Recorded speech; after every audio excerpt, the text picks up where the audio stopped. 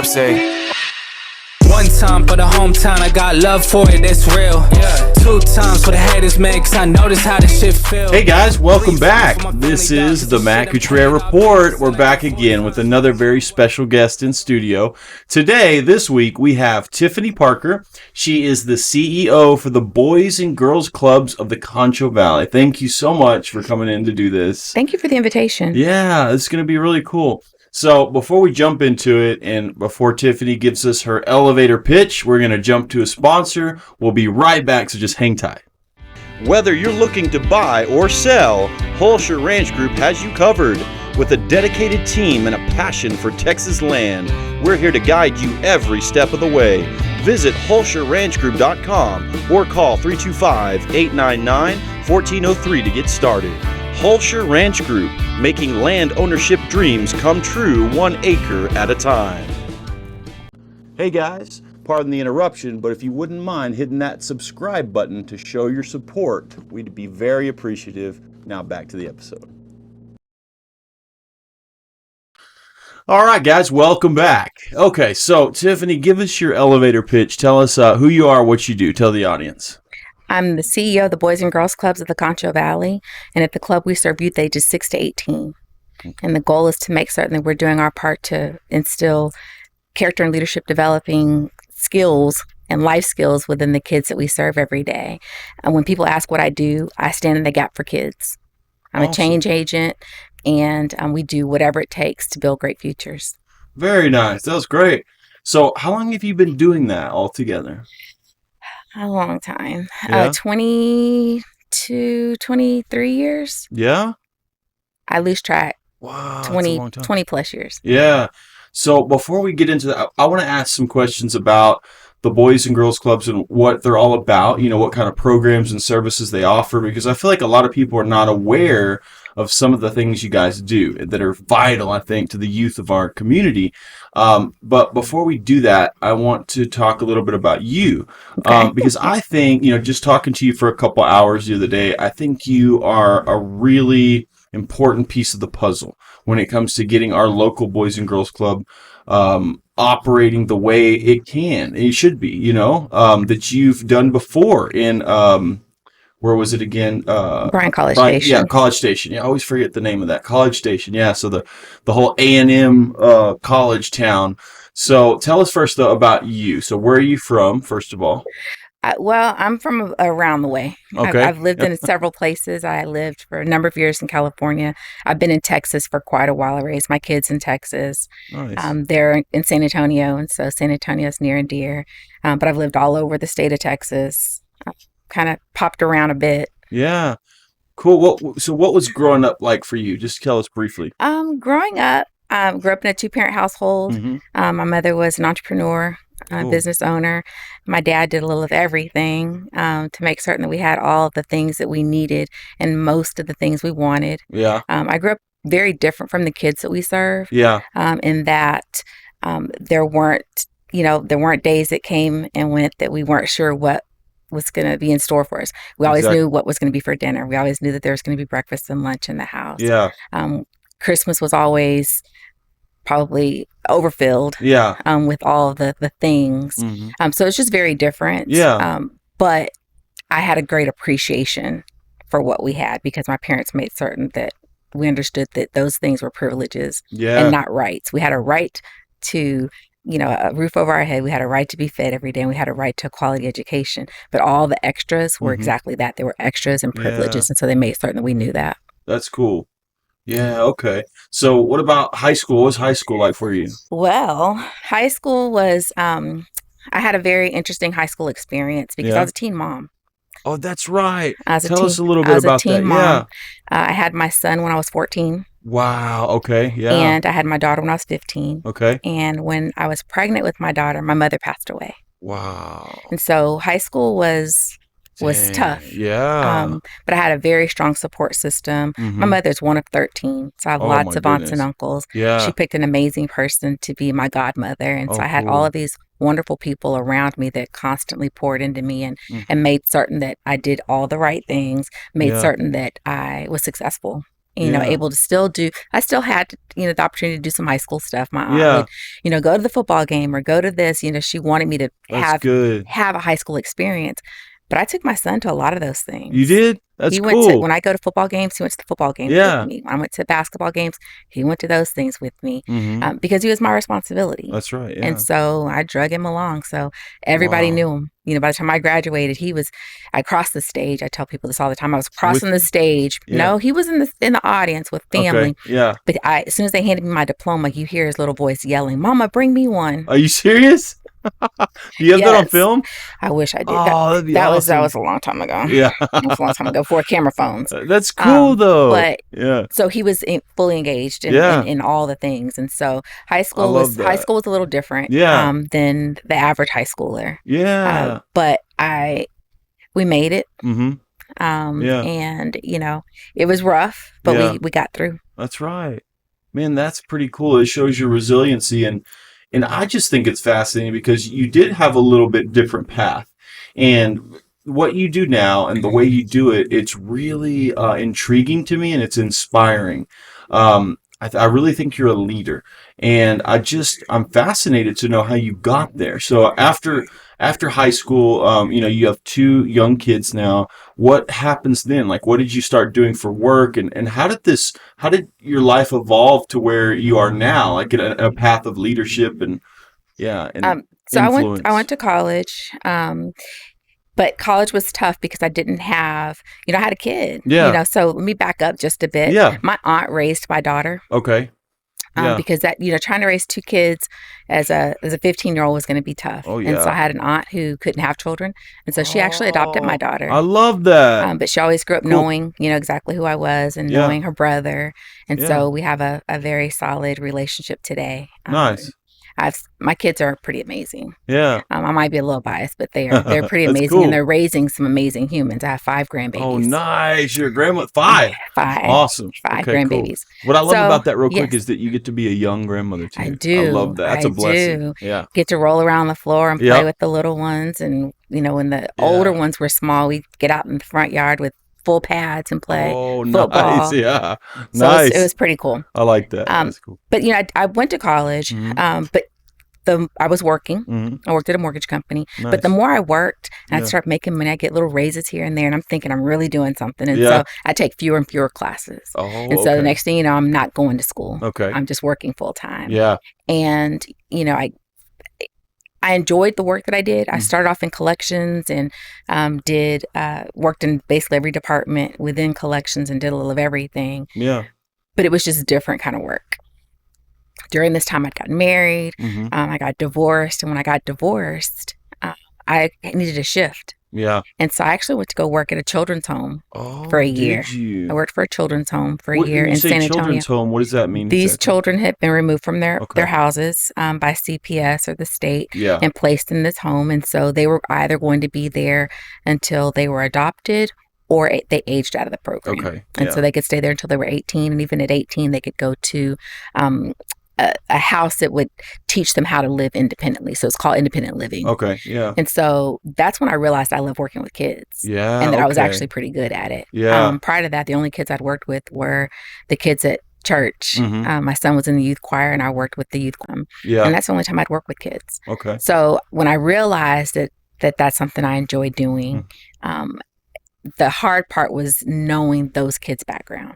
Because those kids, most of them, the parental rights had been terminated. So most of them weren't going home. That's right. And so they were either, like I said, going to be there until they were adopted or aged out. Yeah. So that was tough. Yeah. To witness those things and know their background. Mm-hmm.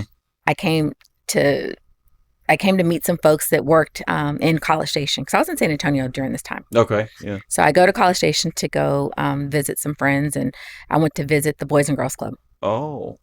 I just went to go visit. Yeah. I said, I'm going to hang out for, a few hours. Yeah. Fell in love immediately. Wow. So I did the background check, and so they could do all the things. And I started volunteering. Okay. I volunteered the full summer. Nice. And I did about 35 hours a week as a volunteer. Whoa. That whole summer. Almost so a full-time job. Because I wasn't working, and I was just kind of hanging out. Yeah. The CEO at the time offered me a position. And I said, well, I can give you a year. I don't know if I can do this much longer. This mall here is pretty tired. Yeah. But, I was in jest. Yeah. But that year came to an end Mhm. and I was working on a project. I said, well, I can't leave until I finish this. And so Okay, then yeah. there's another project and then there's another Oh, I project. And so see. I just continued to promote. Yeah. And starting as a volunteer, I held, all the roles Mhm. within the organization. I was never athletic director. Oh, yeah, that's right. Yeah. But, we hosted the National Little Dribblers tournament Yeah. a couple of times. And one of those times I was tournament director. So that qualifies That's me. right. Yeah. That So you've done qualifies it me all. as athletic director. Yeah. So when our CEO Mhm. decided to retire, we were concerned about who we were going to get. Mm. Are we going to get a boss that we want to work for, that we can work I for? know. And so I threw my hat in the ring. And Yeah. again, it wasn't something I aspired to. Wow. I didn't Yeah. really have a desire to be the CEO, but I didn't want to leave the club, but I was also concerned who was going to come in and lead the organization. And so that's how I moved into that spot. Wow. They interviewed quite a few folks, but ultimately I was given the role, and that was Wow. that was the start of the CEO spot. Okay. I'd been in a position of leadership within the organization for a number of years because with the promotions and going into different roles within the Sure, yeah. organization.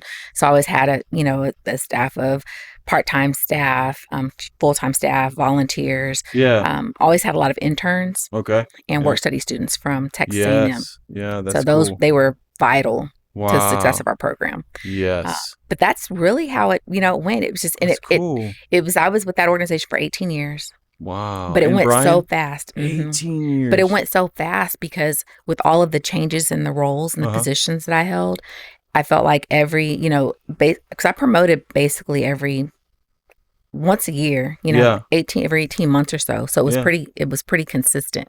Right. But I was very fortunate to have a CEO that believed in professional development. Mm-hmm. So he made certain that we had opportunity to go to trainings. Mm-hmm. He allowed me to shadow him and ask hundreds of questions. Why do we do this? And how do we do that? And show me how to do it.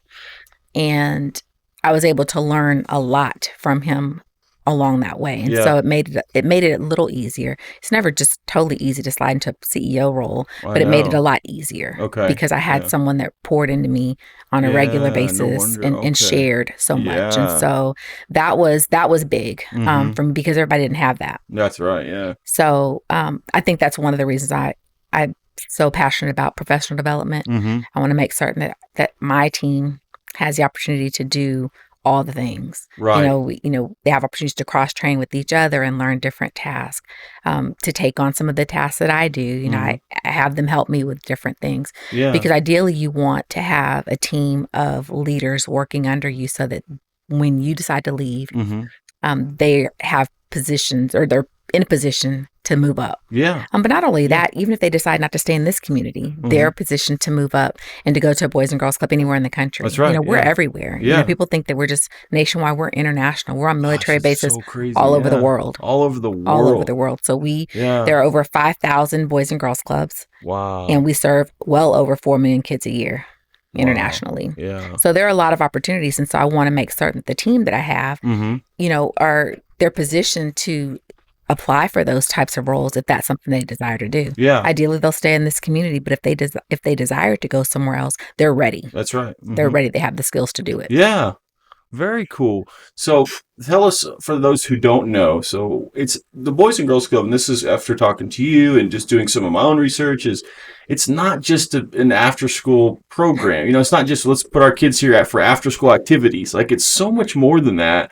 And I like how you say you stand in the gap.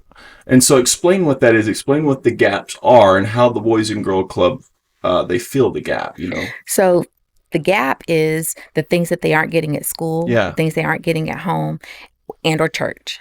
And so, unfortunately, school can't do it all. Mm-hmm. That's right. And parents aren't equipped to do it all either. That's right. And so we have to take that village mentality that it truly does take a village to raise a child. Yes. And so an example of things that they aren't getting in school, lots of kids are graduating from high school not knowing how to balance a checkbook. Gosh, I know, it's so wild. Yeah. And in our Money Matters program, they're learning that. Yes. And so that's one of the ways that we're filling in the gaps. Teachers are having to teach to the standardized test.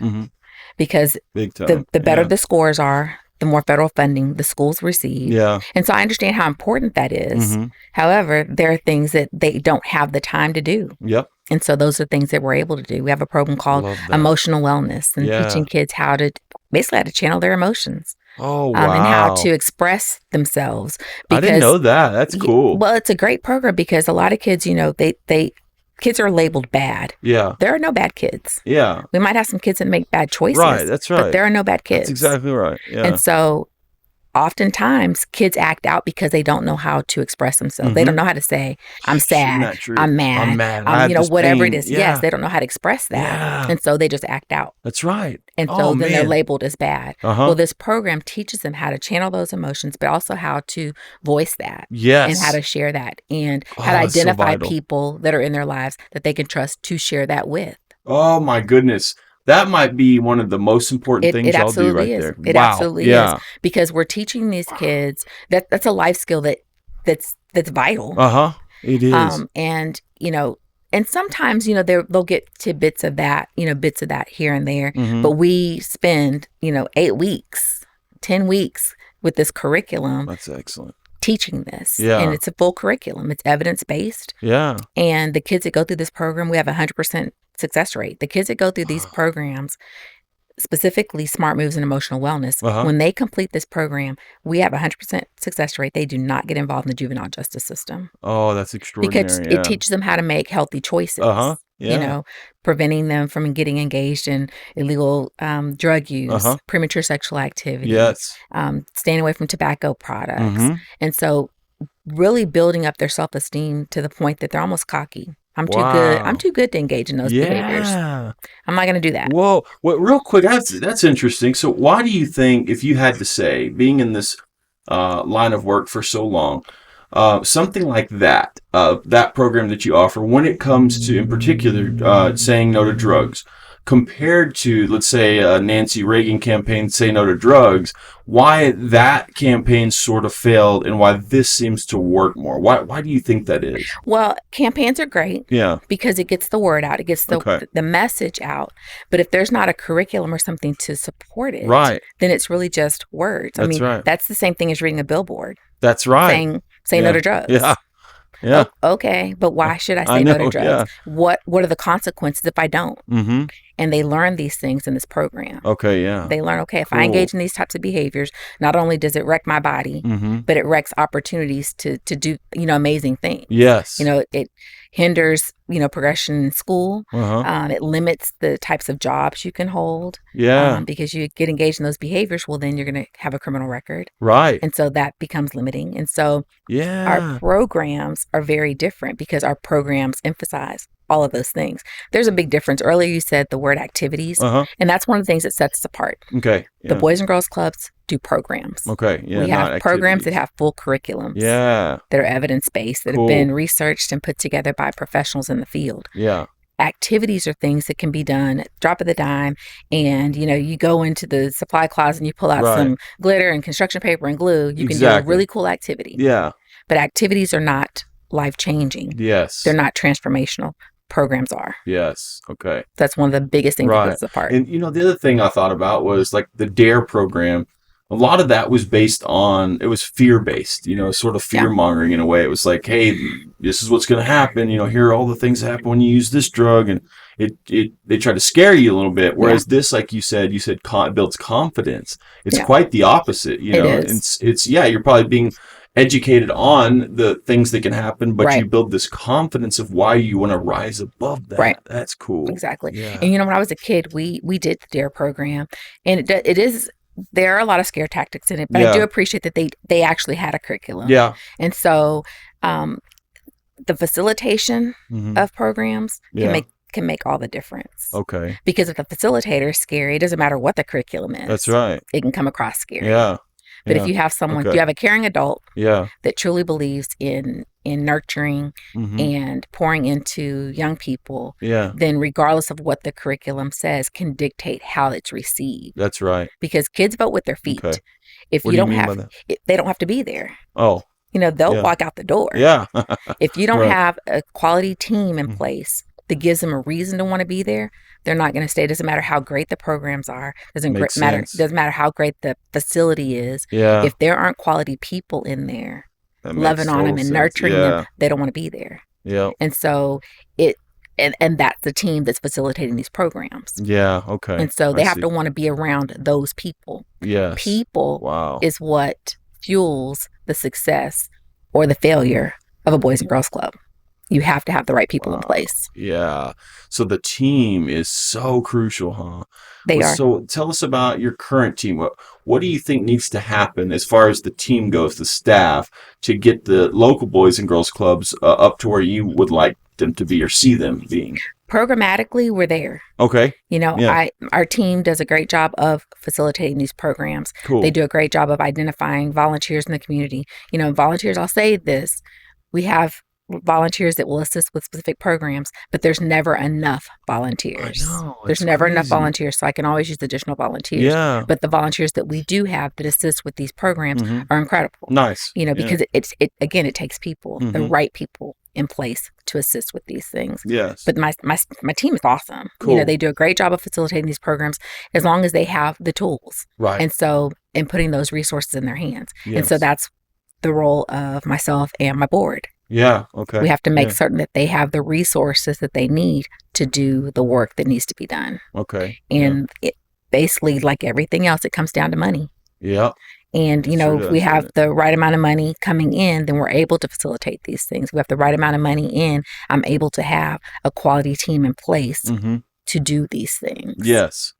And another thing we talked about along those lines that we feel like you said, that could really help is that if there's a way to get more students from ASU involved, like they were in Right. Bryan from A&M, right? Yeah. Yes. What do you think is important about that? Well, I think that, you know, anytime you're in a community, Mhm. you have, whether you're from there or not, you know, if you're there for school or if you're there for a job, you have a responsibility to contribute to that community in some way. Yes.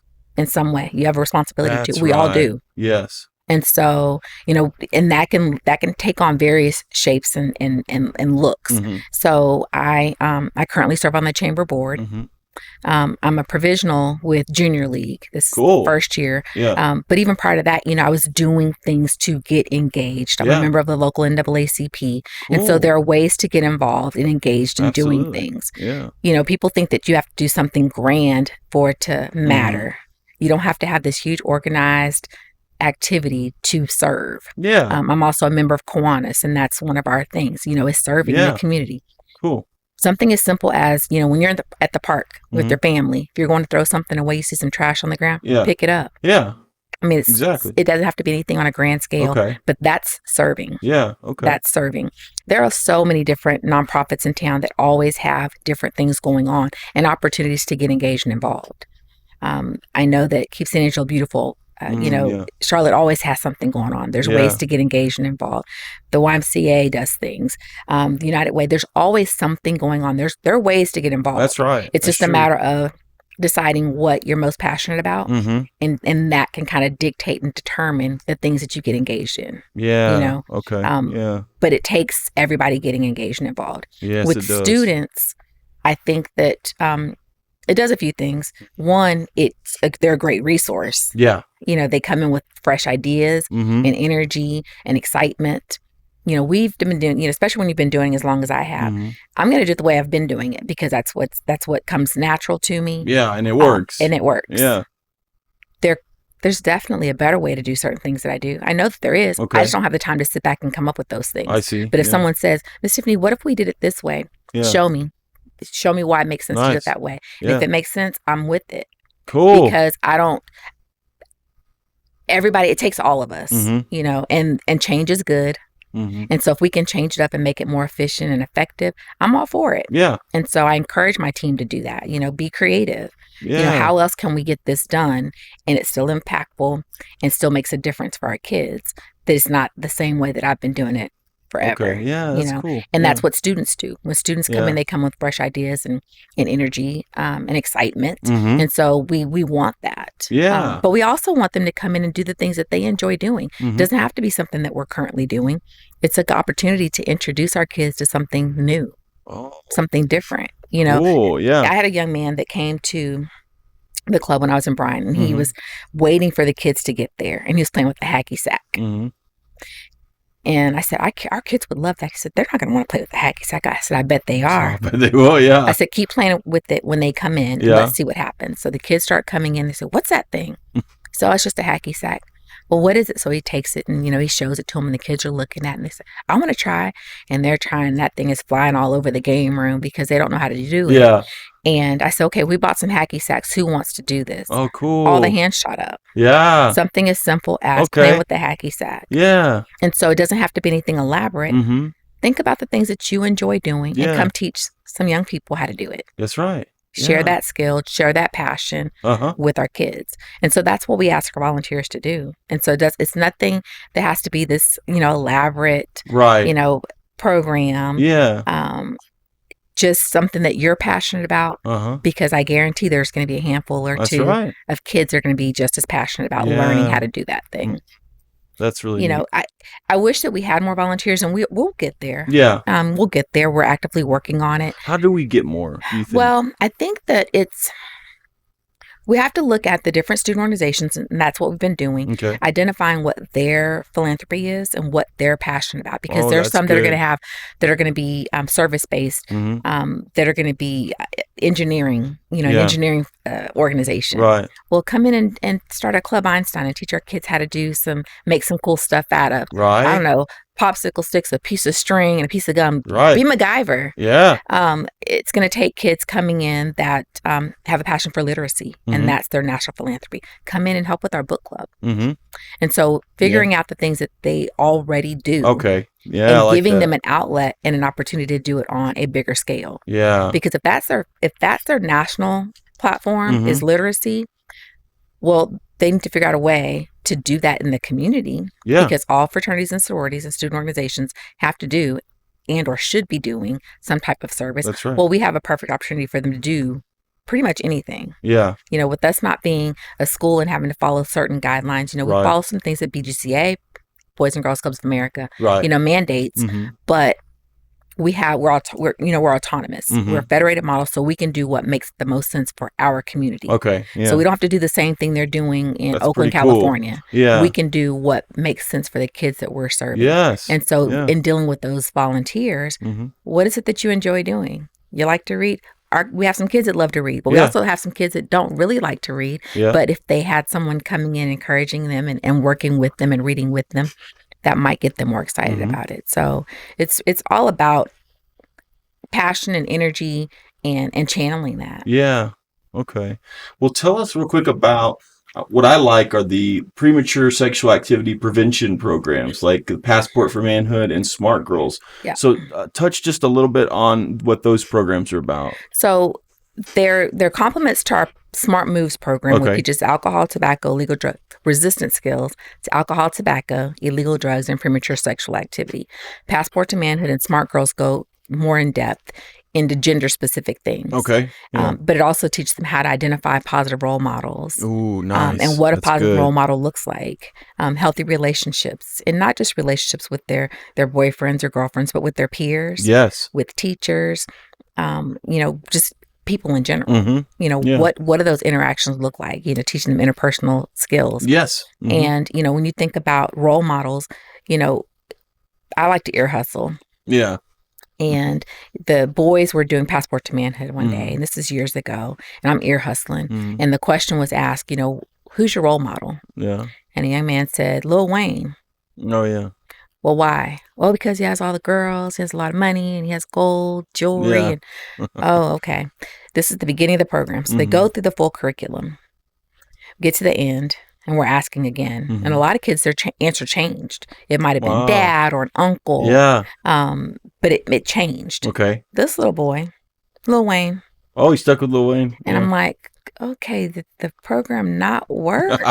Yeah. Okay, well, why? Yeah. Well, after Hurricane Katrina, Oh. he went into communities to make sure that kids had fresh water and clothes, and they had food, and they had the things that they needed. So it was the same Okay, person, but yeah. the reason Yeah. changed. Nice. And so the program worked. Yeah. He got it. That's right. And so it's not enough that, oh, he's my dad, so he's my role model. Well, all dads aren't role models. That's right. Yeah. They don't always make the best choices. Yeah. All uncles are not, all coaches are not, so why? Yeah. The why like that that. person is your role model is what really makes a difference. See. Yes. And so those are some of the things that these programs do. Passport to Manhood this summer, we dropped the age a little bit and had some boys that wouldn't normally participate. Oh, really? What's the age now? So the ages, we had kids as young as 9 doing the program. Yeah. I got some gentlemen in town to donate ties that they were no longer wearing. A lot of folks don't wear ties to the office anymore, so they're just kind of taking up space. Yeah. We wanted them. Cool. And so I had a lot of gentlemen come in, most of which were my board members, came in and taught these boys how to tie a tie. That's one of those gap things. That's one of those gaps. Yeah. You don't learn it. That's cool. And if there's not a dad in the house, or if there's a dad in the house that doesn't wear a tie. That's right. Yeah. All dads don't wear ties. Right. Maybe dad doesn't know how to tie a tie. Exactly. Yeah. And so these boys learned how to tie a tie. So the following day they had lunch at Napoli's. And so I want them to go somewhere where there's white tablecloths and just somewhere nicer, Yeah. And so they wore their ties. And some of the boys, I forgot to wear a collar shirt. Can I still wear my tie? Oh. Put that tie on with your t-shirt. Yes, absolutely. And they wore their ties to lunch and had a great time. Yeah. But these are just opportunities and experiences that we're creating and providing for our members. Yes. That's one of the things that I'm most proud of in doing the work. Is that we have the opportunity to expose them to things that they wouldn't otherwise be exposed to. Oh, I love that. Give them new experiences and opportunities. Yeah. Do y'all have an etiquette class for girls? We do. Yeah. And that was actually facilitated by a woman she used to work at ASU. She came in and did this program, and the girls, learned where all the placing of all the utensils and even the glasses and between water glass and if they were when they're older and can have wine, where all the things are placed on the table. You grew up knowing this, right? Yes, Remember we talked about that? Yeah, my grandmother, made certain that we knew how to do that. And so you knew how to do all that, where everything went, where each silverware piece went. We did. So real quick, do you remember the story I told? It's funny because we had completely different stories on the spectrum.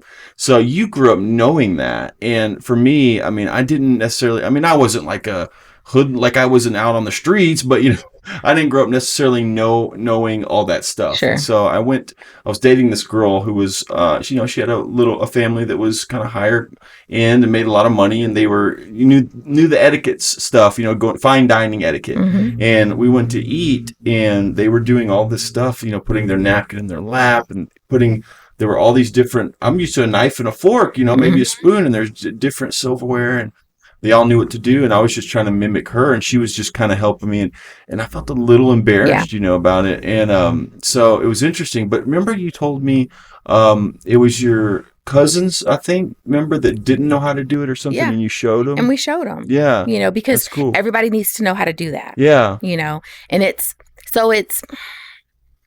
I don't ever want anybody to be embarrassed.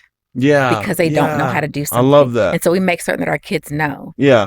When I was coming up through the ranks in Bryan College Station, I was a Keystone advisor at one point, and that's a club within the Boys and Girls Club for high school kids, a leadership program. Yeah. And they have officers, and they meet weekly, and they do fundraising events and activities to raise money to go to national conference and things like that. And so there's always a really nice dinner for this event. Yeah. And so we made certain to always have our kids go through an etiquette class so they learn how to use all the utensils. I don't want them to be at this fancy dinner and look around, other people knew exactly what to do, and they're confused. I didn't want them to have that embarrassment. Yeah. And so they went to conference knowing. I love that. Having table manners. And and it's not just because I'm just so great and thinking and having that foresight.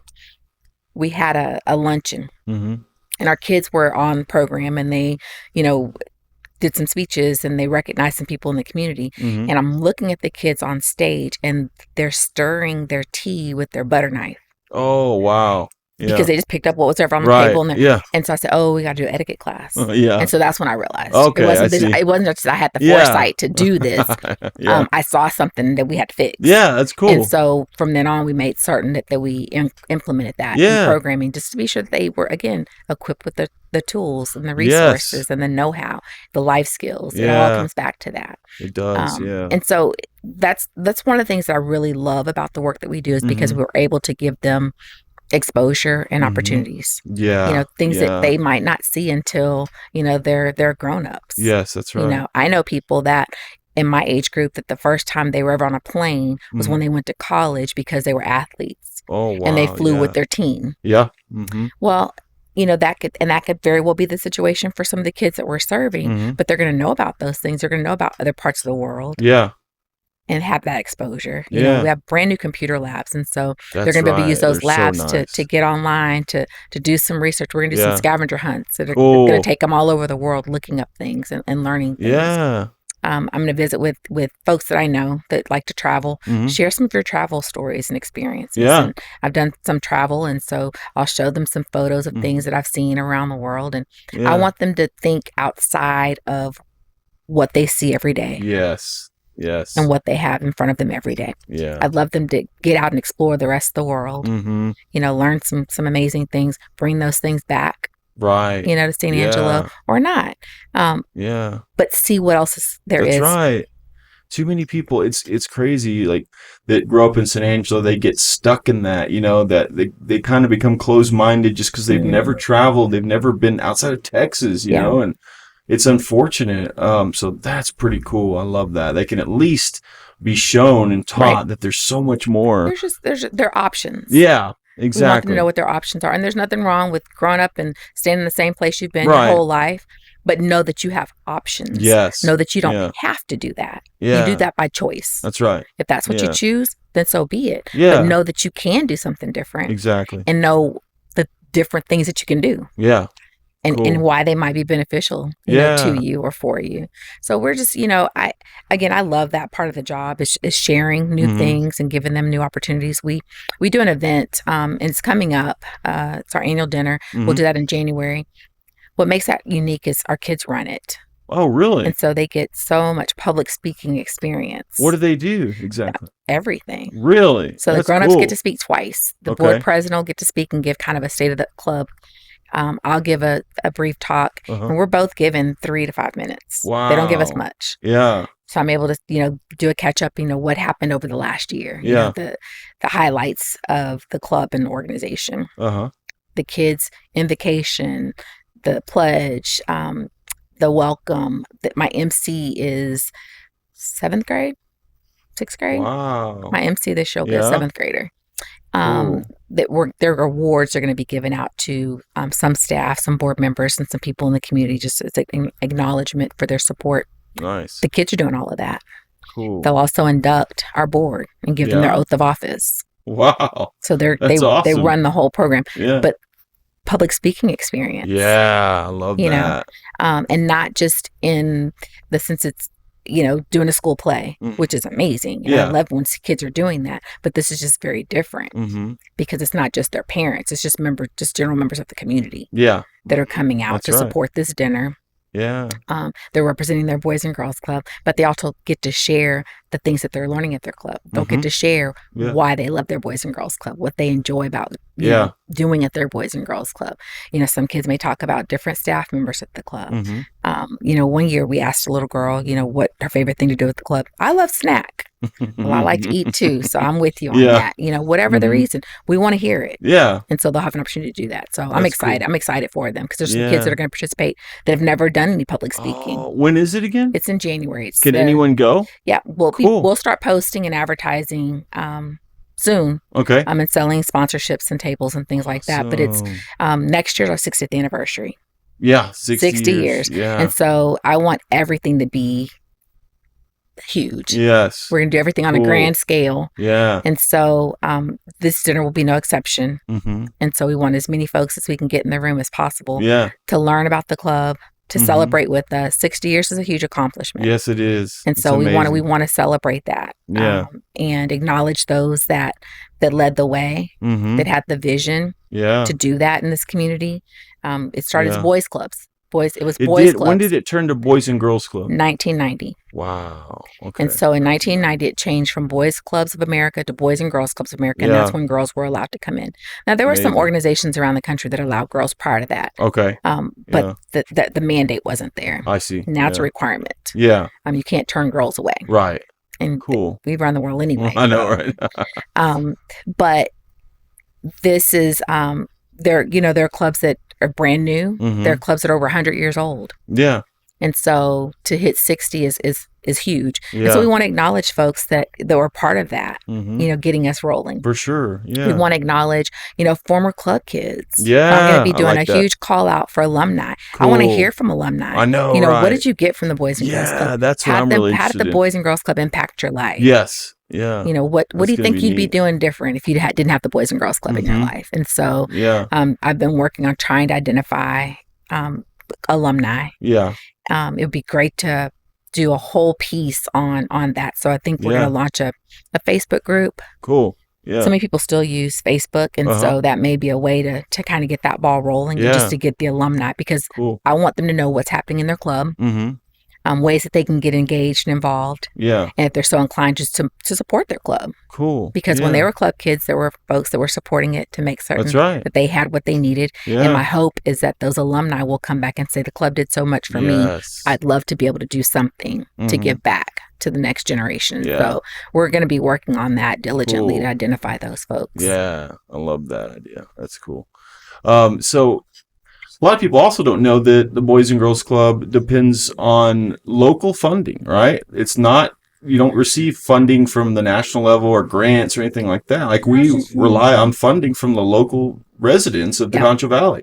Yep. So yeah, talk about that and what we need. It's a common misconception, and so people, they see the commercials and they see Denzel Washington and J-Lo and Michael Yeah. Phelps, and oh, well, they're taking care of them, and they do support us. Uh-huh. In a very small way. Is it financial? We do Okay. get some receive some pass-through dollars. Yeah. They may receive some large funds, Mhm. and then we have an opportunity to apply for some of those, little pockets here and there. Yeah. Okay. But the majority of our funding has to come from the local community. Mhm. If this community doesn't support the Boys and Girls Club here in Bryan College Station, Yeah. oh, I said Bryan College Oh, you Station. did? Where I was are like, we? what? Yeah, we were talking about it. Yeah. If the community is not supporting the club here in St. Angelo Yeah. or the club in Menard, they go away. Yeah. They go cut away. programs. They shut the doors. They go Yeah. away. Wow. So it takes all of us, Yeah. and it goes back to that village mentality. It takes us all doing our sure part does. to make certain the club has the things that it needs. And Yeah. so, people don't realize that something as small as $600 a year, Mhm. $50 a month, Yeah. makes a huge difference. Wow. And so, Yeah. ideally people will say, I can't write a check for, $5,000 or Mhm. $10,000, but I can do $50 a month. Yeah. You get enough folks doing $50 a month, Right. it adds up. Yeah. It does. And so, my hope is that Mhm. we can get, a monthly giving Yeah. program off the ground That'd be and great. get people doing something on a, on a monthly basis. That's we become what a we line. need. We become a line item in your budget. Yeah. You know that every month you're going to have the Boys and Girls Club Right. $50. That's what we need, huh? That's exactly what we need. I mean, Cool. so skip, a couple trips to Starbucks, Right. Yeah. and that's your $50. Oh, that's cool. I like that idea. So, okay. It's in some households $50 might be a lot. Mhm. Do it every other month. Yeah. Exactly. There's no Right. amount that's Yeah. too small. Cool. Because it all adds up. Yes, it all makes does. a difference. And it makes a difference in whether or not the kids have the resource they need Mhm. or they don't. Yeah. I'm very frugal. Yeah. So I keep, a bare bones Mhm. budget. Yeah. And so if it's not an absolute necessity, it doesn't happen. Yeah. The Okay, wants yeah. and things that we have, Mhm. those aren't line items in my budget. Yeah. Not currently. Right. Those are things that I go to my board and say, we need, or we would like, is Mhm. more like it, because the needs, we're going to take care of the needs. Right. Yeah. But the wants, the kids would love to have, Right. and I'll have board members that'll step up. Okay, we'll take care of that, or we'll pitch in on Cool. that. Yeah. I know my friends probably get sick of me hitting them up. Yeah. Hey, can you put in on? Yeah. But I'm very fortunate and blessed to have an amazing friend group that That's cool. that does what they can to Yeah. support the club.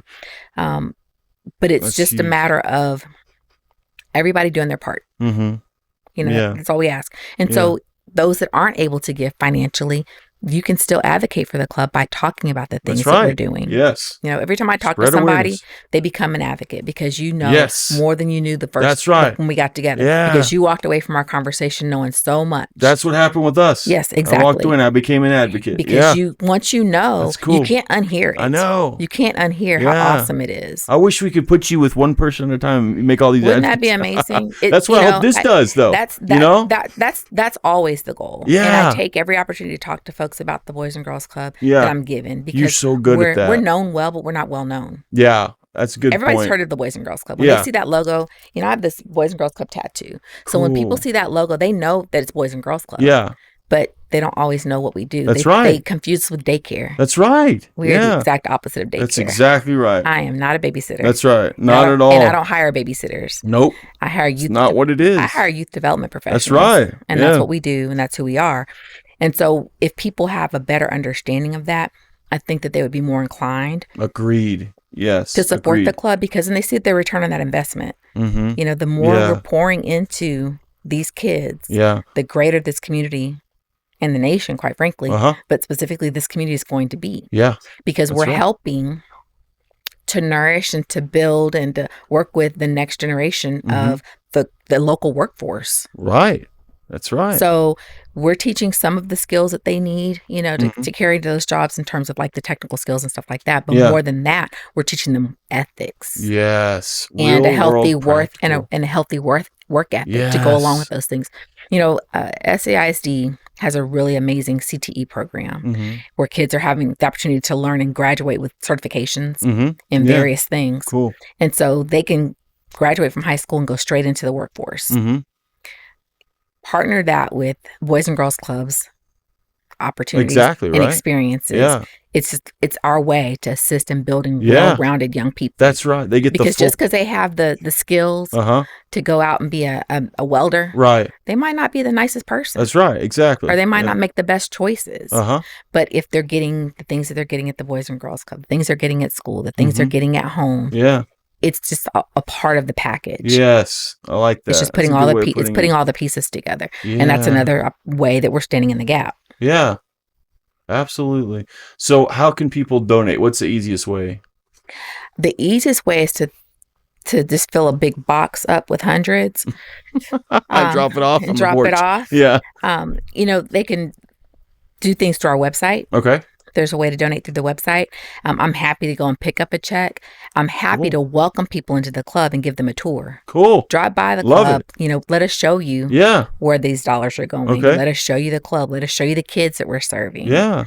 Drop it in the mail. I mean, there are several ways. All right. They can talk to us by reaching out to us through the website. Go to the website. Okay. Send a message through the site or look up the number and give us a call. Okay. Anybody on my team is happy to talk about the Boys and Girls Club. Most often, they're probably going to defer to me because they know that I really love it. Yeah. And we just want people to know. Yeah. You know, again, you might call and decide, you know, be on the fence about giving. Let me help you make that decision. Right. Yeah. Let me help you climb over that right, fence. Exactly. You know, by showing you what we do. Cool. Who we are, why the things that we do are so important. Yeah. Because people just don't often get it. You Yeah. know, they don't realize the difference between programs and activities. Yeah. And when they see and when they hear and they get a little bit more information, well, then they can make an educated decision to support the club. Cool. And once you start supporting the club, then ideally you start telling your friends about it. You know, why you support the club. Yeah. You know, and you invite your friends to events so they can hear directly from the kids, and you just kind of go from there. And so it's, you know, it takes baby steps. Yeah. You know, sometimes it can be a slow boogie. Yeah. But we can get there. Yeah. You know, if you have the right folks in place, and, you know, our board, we're constantly adding to the board, giving opportunities to grow within the board, with leadership opportunities within the board. And we're starting something a little different in terms of the way we do board recruitment. Okay. Yeah. And being more intentional. That's right. About who we identify as a board member, potential board member. I like that. Everybody's not cut out to be a board member. Right. Yeah. They may have the passion for the organization, but some don't have the time. That's right. Yeah. To be fully engaged. Yeah. And that's okay because there's still ways to be involved. There are committees that we have. Some folks may just serve on a committee because the committees don't have to be made up of just board members. We have community people that serve on a few of our committees. So the committee would be led by a board member, but some of the people that serve could be just community members. Yeah. And so there's still ways to support and get engaged and involved without having to make that full commitment as a board member. I see. And so we're looking at creating more opportunities like that. Yeah. Very cool. All right. Well, we're going to put the website. It's bgcconchovalley.org, right? That's correct. Cool. We'll put that down at the bottom. And tell us, we do this with everyone, but what are 3 things that you're genuinely grateful for right now in your life? I'm grateful for people that support kids in any capacity, Cool. Whether it's through the Boys and Girls Club, Junior League, Kiwanis, any way that they're supporting kids. Yeah. I'm grateful for people that have it on their heart to support kids. Yeah. Okay. I'm grateful for 2 kids, my children, Yeah. that they're just good people. Yeah. And they're raising really good people. Nice. Yeah. And then it's the relationships that we have, with each other. Yeah. And then I'm grateful for my health. That's a good one. I'm grateful for my health because I'm 50 plus. And my mother passed away when she was not quite 37. Oh my goodness. I didn't know she was that And young. then there were several illnesses or deaths in women in my family before they turned 40. Wow. So any day over 40 is a great day. That's right. And a blessing. Yes. They always say tomorrow's not promised. It is not promised. That's right. And so I'm grateful for my health. I've had a couple of different health things, happen, over the years. Yeah. But I'm relatively healthy. And so I appreciate my health and I'm grateful for it because if I didn't have that, well, then you constantly have that worry in the back of your mind. How can you be fully there? I know. In any way? That's right. I could not be fully there for those kids. No. I could not be fully there for my team. Yeah. If I'm constantly worried about my health and myself because I don't have that as a worry. That's right. I can shift my focus to the things that matter more to me, which is my kids and my grandkids and the kids that we serve in the Concho Valley. Yeah. And lastly, what makes you happy? What brings you joy? What brings me joy is seeing joy in kids. Nice. Because I'm a happy person. Yeah. I'm a happy person. Yeah. But seeing kids happy adds to that. Seeing kids happy amplifies that. Cool. Because if kids aren't happy, they're not growing. Yeah. Good point. If they're not growing, who's going to run the world? That's right. Yeah.